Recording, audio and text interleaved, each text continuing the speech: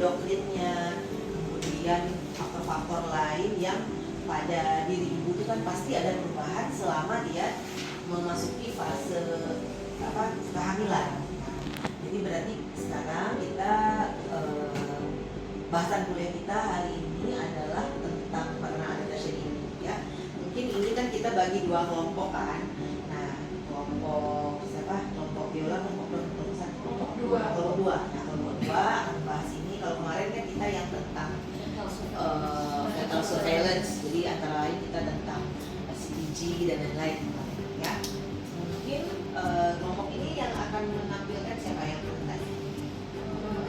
Oh iya, boleh, ya silakan. Mungkin nanti pada waktu menampilkan, kalau misalnya ada yang ingin saya komen, akan saya komen, ya. Oke, silakan.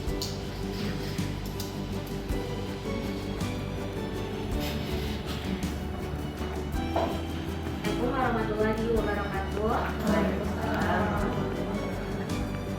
Sebelumnya terima kasih kepada Ibu atas kesempatannya yang telah memberikan kesempatan kepada kelompok 2 untuk menampilkan hasil diskusi kami, di mana kelompok 2 dengan judul Maternal Adaptation to Pregnancy. Di anggota kelompoknya ada Yolanda, Siska, Kak Erlina, dan Kak Lena.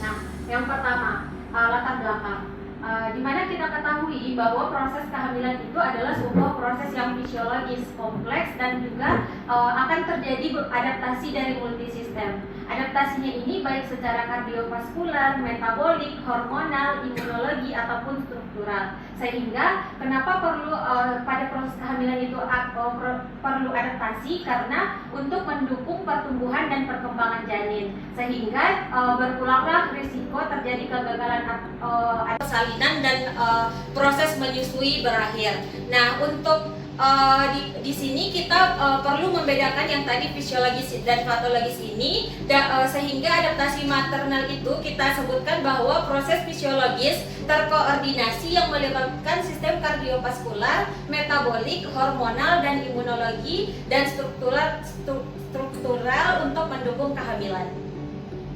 Adaptasi sistem reproduksi, perubahan uterus, cervix, vagina, vulva, dan payudara. Jadi misalnya ibu hamil, nah salah satu tanda, ya maksudnya kan kalau awal tuh kan dia akan dia telat haid, ya si ibu ini telat haid, kemudian mungkin bila kita lakukan pemeriksaan tes itu kan, nah pakai sensitivitas terus kan, nah dia nanti akan positif tuh, ya kan, 2 garisnya kan. Nah, pada waktu itu akan ada tanda UVB pada mulut rahimnya kan, kayak gitu kan. Nah, itu antara lain satu tandanya. Kalau yang misalnya pemeriksaan tesnya positif ya kan. Nah, itu antara lain. Dan nanti akan ada perubahan-perubahan, contohnya payudara, ya kan. Nanti akan ada perubahan dari karena dia sudah memasuki fase kehamilan, jadi perubahan juga dari payudara. Oke, silakan. Baik, terima kasih.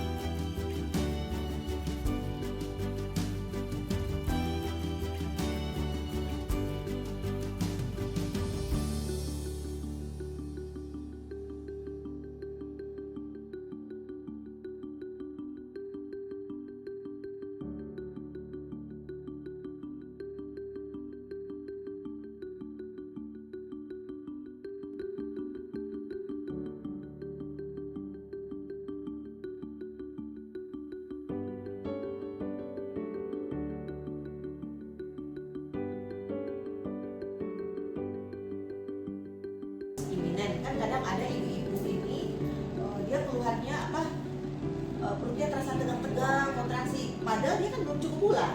Kalau tadi itu kan harusnya dia kontraksi palsu tuh pada saat dia udah mau lahiran kan gitu kan, udah ateran dia kan gitu. Tapi ini kita waspadai yang beresiko untuk terjadinya persalinan preterem. Nah itu antara lain kan kita akan lihat nanti serviksnya ini kan, kalau prinsipnya kalau ibu sudah hamil kan mulut rahim itu kan tertutup, ya kan, karena dia akan mempertahankan, kalau nggak tuh keluar dia abortus dia kan gitu kan. Nah makanya misalnya pada pasien-pasien preterem yang ada keluhan perut tegang, kontraksi uterus kan gitu kan, kita ragu nih apakah ini, karena nanti kita harus membedakan dengan misalnya nih contohnya inkompetensi serviks, ya tidak kompeten. Jadi mungkin gambarannya serviksnya itu lebih pendek gitu. Ya, harusnya kan pada usia harusnya serviks itu panjangnya itu harus lebih dari 2,5 cm ya, panjang ini. Jadi kan ini nanti kita ukur. Nah, biasanya kan kita lakukan pemeriksaan USG pasiennya. Kita lakukan USG abdominal, transabdominal, dilakukan juga USG transvaginal. Kalau kita mau melihat panjang serviks itu kita lakukan USG transvaginal. Nanti kita ukur berapa panjang serviksnya. Misalnya dia usia kehamilannya 16 minggu, berarti panjang serviksnya harus lebih dari 2,5 cm. Ya, nah itu kita ukur. Oh, ini ada bagus. Nah, nanti itu ada namanya tanda untuk menilai funneling namanya, penilaian funneling. Nanti coba cari literatur, baca tentang funneling ya. Nah, nanti bisa diukur dan dilihat nanti apakah sudah ada seperti kayak pembukaan gitu, pendataran serviks. Nah, itu bisa nanti baca tentang funneling ya. Oke, mungkin silakan. Tadi yang saya sebutkan memang yang tanda Chadwick ini contohnya kan. Jadi kita ragu nih, kita lihat, kita inspek dulu dia kan. Nah, nanti nampak dia kebiruan gitu. Itu tanda Chadwick. Oke, silakan lanjut Siska. Bisa terjadi anemia pada saat kehamilan karena plasma bertambah lebih banyak daripada sel darah merah yang sehingga darah tersebut menjadi lebih encer. Nah, akibat itu kadar hemoglobin nampak menurun, hematokritnya juga menurun, tetapi jumlah total sel darah merahnya sebenarnya tetap meningkat. Nah, ini bisa dinamakan hemodilusi atau anemia fisiologis pada saat kehamilan. Bisa kita lihat pada gambar tersebut, ini adalah kondisi pada saat tidak hamil. Pada saat hamil dia terjadi peningkatan eritrosit dan pada saat kehamilan ini merupakan total cukup volume darah yang dimana dia meningkat sebanyak 30% gitu. Dimana volume plasma itu bertambah sebanyak 48% sehingga massa eritrosit itu meningkat namun proporsinya menjadi lebih sedikit. Selanjutnya masih sistem kardiovaskular di mana terdapat perubahan hemodinamik di mana pada awal kehamilan hormon progesteron itu membuat pembuluh darah lebih rileks atau vasodilatasi yang kita sebut dengan vasodilatasi, sehingga tekanan pembuluh darah itu tersebut itu menurun. Akibatnya tekanan darah itu cenderung turun pada trimester pertama dan kedua. Nah, selanjutnya itu ada hiperkoagulabilitas di mana kehamilan tersebut membuat darah menjadi lebih mudah beku sehingga terkoagulasi untuk mengurangi perdarahan saat persalinan. Nah, akibatnya yaitu risiko trombosis atau pembekuan darah menjadi tinggi dibandingkan pada saat tidak hamil. Juga menyebabkan kompresi arterokapal di mana uterus tersebut membesar dan dapat menekan vena cava inferior dan aorta, terutama saat di berbaring terlentang. Nah, kondisi ini dapat menyebabkan sindrom hipotensi supin. Bisa kita lihat pada gambar berikut, ini merupakan vena cava inferior dan aorta. Jika ibu tersebut dia lebih banyak terlentang daripada miring ke kiri, maka kita takutnya uterus yang besar tersebut itu akan menekan vena cava inferior dan aorta. Maka pada ibu hamil kita sebagai bidan akan menganjurkan ibu miring ke kiri. Mungkin saya sedikit. Nah, jadi itu ya siapa namanya? Yola. Ya. Jadi ibu hamil kalau kehamilannya sudah cukup besar, ya kan, misalnya dia melentang tuh, kan sama kayak kita ditempelin buku tebal kan gitu ya kalau kehamilannya besar kan. Nah, sementara di situ ada vena cava inferior, ada aorta. Makanya ibu-ibu tuh seringnya kan gimana kalau melentang tuh sesak nafas bu, nggak ini kata itu. Apalagi kalau gimana? Kalau dia domeli misalnya, atau dia polihidramnion misalnya, ya kan bisa dia tertekan. Nah, makanya anjurannya kalau dia sudah kehamilannya cukup besar, yang kita pikirkan dia akan tertekan lebih berat, suruh ibunya miring. Sebetulnya boleh miring kiri, boleh kanan. Nah, yang miring kiri itu kan kita kecenderungannya misalnya ada pasien dengan fetal distress ya, yang kita itu kan kalau pasien fetal distress itu kita akan artinya kita mau meresusitasi supaya nanti jantungnya bagus lagi itu kan, makanya disuruh dia miring kiri. Tapi kalau misalnya ada kan pasien pasti suka nanya ibu-ibu hamil tuh, bu saya udah miring kiri kan belum juga bu, ininya gimana dong kan? Ya boleh, jadi boleh miring kanan kan kayak gitu ya. Jadi bisa disuruh berubah posisi lah kan gitu, karena nanti bisa ada sindroma vena cava superior, vena cava inferior kan gitu, ada risiko ya. Itu tadi kan ada hipotensi supine kan itu, pasiennya dipusing, mual ya, sinkoп. Oke, Lanjut, Yola.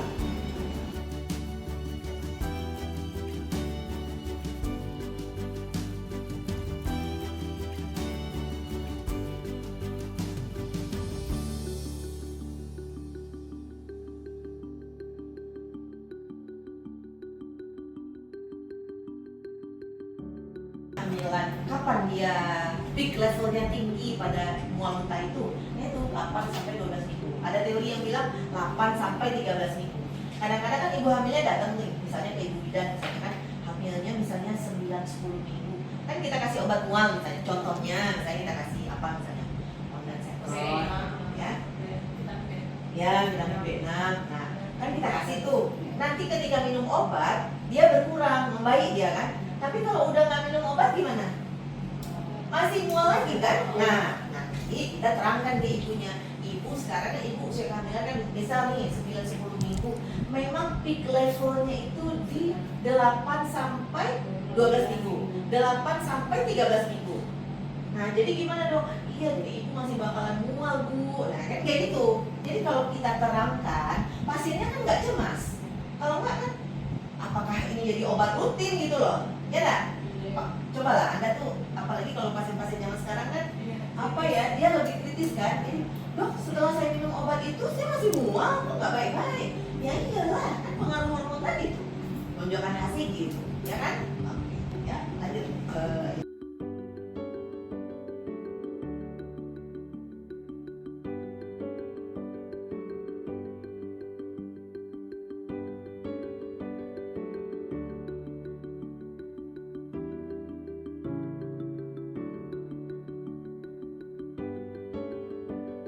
Itu kejadian yang pertama perubahan anatomi dari ginjal dan saluran kemih. Nah, di mana di sini adalah terjadi pembesaran ginjal 1 sampai 1,5 cm itu akibat dari peningkatan dari volume vaskular dan ruang interstisial yang ada pada ibu tersebut. Terjadinya hidronefrosis fisiologis itu lebih sering terjadi di saluran ginjal di bagian kanan. Itu akibat dari kompresi ureter oleh uterus serta adanya efek relaksasi dari progesteron pada otot polos. Risiko dari infeksinya meningkat karena stasis urinnya dan dilatasi dari ureter. Kemudian yang kedua terkait urinaria yaitu perubahan dari hemodinamik ginjal. Sampai 1,5 cm.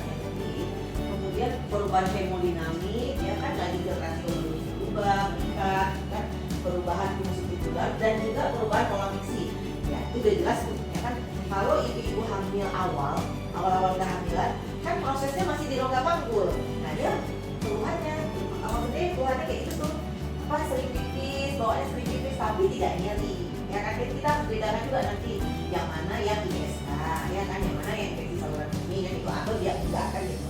Nah, atau kalau nggak di trimester pertama, nanti dia di trimester 3, kehamilannya sudah besar, ada lagi keluhan itu. Kalau misalnya yang awal tadi kan dia masih berada di rongga panggul, jadi di bawah dia keluarnya kan. Tapi kalau dia kehamilan sudah besar, ya kan, nah faktor penekanan itu tadi, faktor apa tadi itu? Ya, tekanan kepala janin pada kandung kemih. Jadi kan udah gede, kan uterus, di bawah itu kan udah blas tuh, ya kan, kandung kemih itu di situ. Nah, tertekan lah itu kan. Asal minum sedikit, bawaannya pengen pipis, bawaannya pengen pipis, ya kan? Nah, itu keluhannya biasanya kalau udah trimester 3. Ya, silakan lanjut. Ada hormon plasenta, di mana hormon plasenta ini ada HCG itu diproduksi oleh trofoblast untuk mempertahankan korpuskulium pada awal kehamilan. Human placental lactogen atau HPL itu bersifat anti-insulin.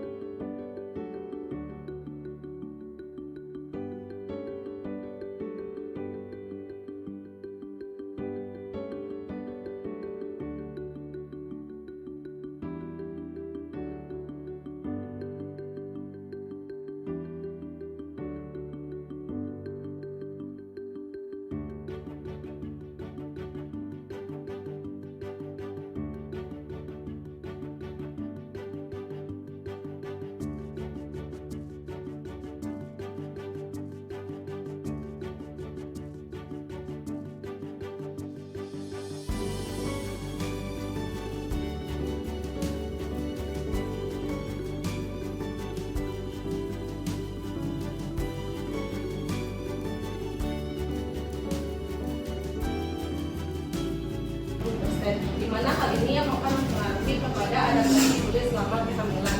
Yang pertama yaitu hiperpigmentasi. Dalam kehamilan itu terjadi peningkatan hormon estrogen dan progesteron dan juga terjadi peningkatan MSH tadi. Nah, ketika kedua ini bertemu, maka terjadilah yang namanya stimulus pada melanosit yang mengakibatkan terjadinya peningkatan dari memicu melanin itu diproduksi lebih banyak sehingga menyebabkan terjadinya penggelapan atau hiperpigmentasi seperti linea nigra, penggelapan areola, kemudian penggelapan di sekitar genitalia. Apabila produksi melanin itu terjadi di wajah dan bertemu dengan paparan sinar ultraviolet, itu dapat menyebabkan hiperpigmentasi pada kulit yaitu melasma atau disebut juga dengan pigmentasi. Selanjutnya kan dalam tubuh ibu itu terjadi peningkatan dari produksi hormon estrogen dan progesteronnya. Nah, produksi dari hormon estrogen dan progesteron ini juga pada kehamilan terjadi yang namanya relaksin. Relaksin ini itu dampaknya adalah terjadi peningkatan dari kadar kolagen dan juga elastin sehingga kolagen dan elastin ini menjadi longgar. Sedangkan uterus kan semakin membesar mendorong kulit abdomen sehingga dapat menyebabkan terjadinya perlukaan mikroskopis pada kulit, pada dermis, sehingga terjadilah itu stria gravidarum atau stretch marks. Selanjutnya perubahan Dia terlibat pertama, berarti kan dia banyak keluhannya di mual muntah, ya kan, nggak mau makan, kan itu. Dan ada perubahan dari dirinya. Awal-awal tuh kan ibu hamil tuh ada perubahan dari payudara. Sementara dia sebelumnya anak gadis gitu ya. Sekarang ada semua berubah, mual muntah, nggak mau makan, ya kan.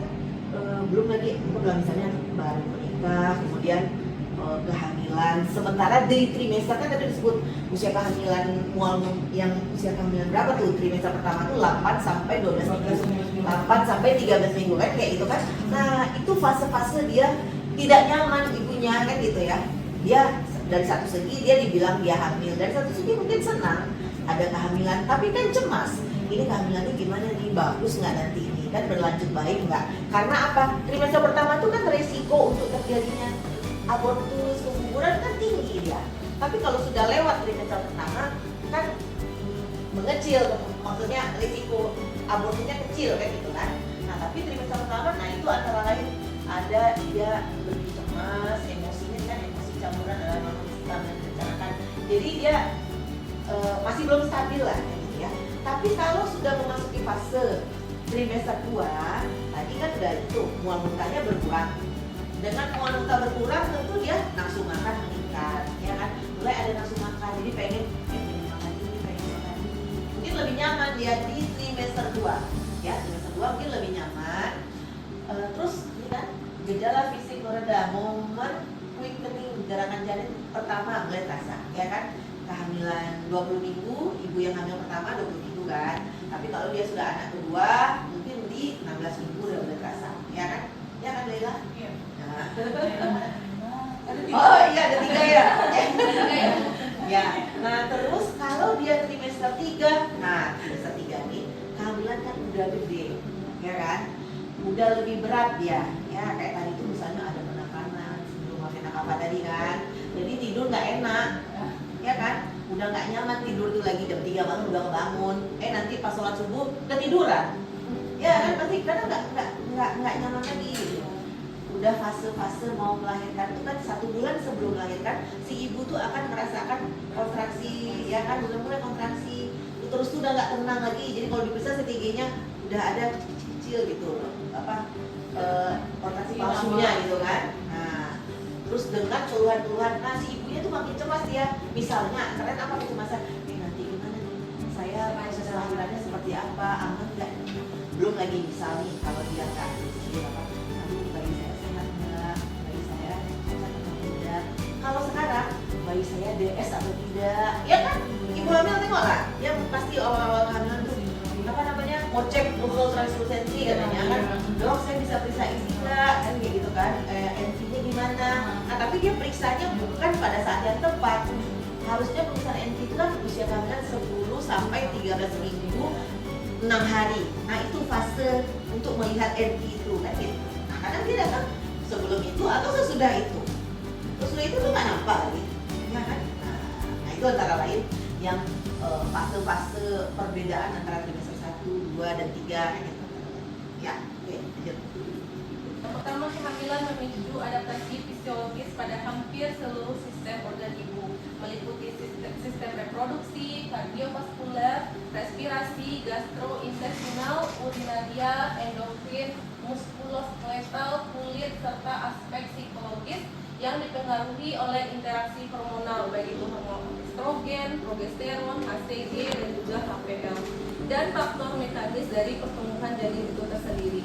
Perubahan ini bertujuan untuk mendukung tumbuh kembang janin serta mempersiapkan persalinan, persiapan masa nifas, dan juga laktasi. Sehingga sebagai seorang bidan kita diperlukan pemahaman yang komprehensif mengenai adaptasi maternal ini, dan juga di mana kita bagi tenaga kesehatan ini untuk membedakan mana yang perubahan yang fisiologis normal dan juga kondisi patologis, sehingga dapat memberikan asuhan kebidanan yang aman, tepat, dan berbasis bukti demi menurunkan risiko komplikasi selama kehamilan, persalinan, dan juga postpartum.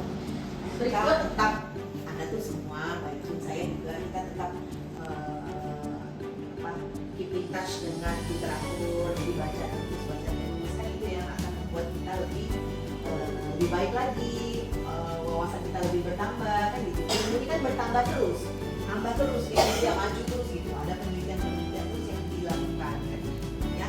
Jadi atas presentasinya dari grup kelompok 2 saya terima kasih. Kita sudahi dulu kuliah kita hari ini. Mungkin kita bisa lanjut